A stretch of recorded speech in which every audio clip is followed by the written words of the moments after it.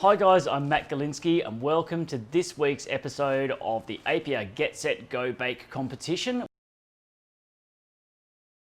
This week's recipe is going to be one that not many of us really do very often. This is called pastitsio, and I guess there's a version of it in most European countries, and it's almost like the cheats version of a lasagna. This is kind of the Greek version of this pastitsio. I'm using lamb mince, tomatoes, tomato paste, a little bit of cinnamon, which gives it an amazing flavour, some fresh oregano that I picked from my garden, and then I'm going to make a bechamel sauce, but it's going to have parmesan cheese and a little bit of Greek yogurt through it and some eggs, and that kind of makes it just get a little bit of a puff when you bake it. So we'll get cracking. There's two things we need to do to start: cook the pasta, make the lamb and tomato sauce. So on the stove I've got a nice big pot of boiling salted water, 250 grams of penne pasta, and you can use whatever pasta you like in this. So plenty of salt in the water, so it really brings out the flavour of the pasta. Give it a good stir. Wait about 12 minutes for something like a penne pasta. It's about how long it's going to take. So the sauce part, some oil into a nice big heavy based pan, preferably. An onion diced and some sliced garlic. Fry that off. So I'll soften the onions and garlic in the oil first. Get them just getting a little tiny bit of colour, not too much. I'm going to add the lamb mince and fry that out, and then add tomato paste, tomatoes and oregano. It's very, very simple. There's not much to it really. A couple of minutes to let that cook. Keep an eye on the pasta, set a timer for it. We'll get cracking on this bechamel sauce to go on top. Bechamel sauce can be a bit tricky for some people, but it's really just a matter of following a few specific rules. Now you can see the onions and garlic has softened up now. I can add the lamb mince. Once that's in there, I'm just going to chop it through a bit, loosen it up so it fries. Want to get a little bit of colour on this lamb mince. Okay, so now the lamb mince has coloured up nicely and it's all broken down. The next step is to add tomato paste, and it's the way to get the best out of your tomato paste to really bring out the flavour is to throw that in first and give it a good fry over the heat for a couple of minutes. Just stand there stirring it over the heat, and it's kind of turns just to plain tomato into being more like a sun-dried tomato effect. It really brings out the flavour in it. Okay, and once that's tomato paste is nicely caramelised, add some tinned diced tomatoes to it and a little bit of cinnamon. Now cinnamon is a strong spice, so be careful that you don't add too much. Quarter of a teaspoon, half a teaspoon is probably absolutely heaps. I'm going to turn it down, just let it simmer for at least a good 10 to 15 minutes.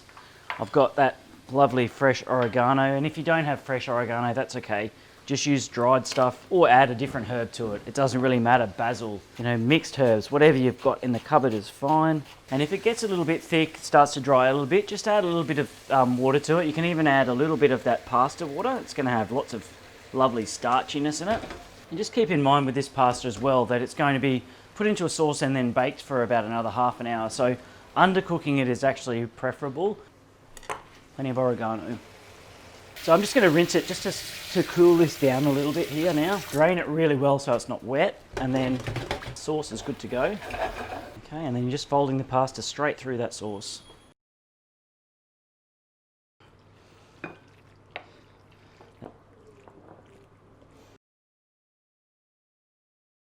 Okay, now to make the bechamel sauce to go on top of this. So always start a bechamel sauce by heating up the milk first. There's 2 cups that we need, so you can measure it straight into the jug. Throw it into the microwave for 1.5 or so minutes, and that's just enough heat in it. I've got that milk that I heated up in the microwave, some butter, and some flour. This is to make a roux. Go straight onto the stove, and we'll stir that over the heat just until the butter's melted and the flour's mixed through it. So now that flour and butter mixture is bubbling away there together, I can start adding some milk. It's important that we just add a little bit at a time. So let it thicken up. You'll see it immediately thicken, and then a little bit more. Just be patient, little tiny bit at a time. Once it gets to that stage where it starts to stop thickening when you're adding milk, then it goes back on the heat. Just be patient, but if you do get lumps, then you can just grab yourself a whisk and just give it a good a good bash with the whisk, and it usually, any of those lumps will usually just come out of it and you'll end up with a nice thick sauce. And now that goes back on the stove, so it just comes up to the boil and thickens. And keep stirring it the whole time, don't leave it alone, or it will stick to the bottom and burn. And now, before I add the rest of the stuff, I just want to let it cool down just for a little bit. The parmesan can go straight in, and I've got half of the parmesan is going to go in here and half is going to go on top. Remember to season this part as well with salt and pepper. Got white pepper for this one. 2 to 3 minutes sitting like this, and that'll be cool enough that you can safely add the eggs without them scrambling.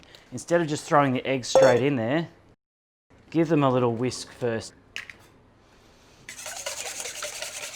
So once that bechamel's cooled down enough, Greek yogurt in, and the Greek yogurt's optional, and then just stir in those eggs.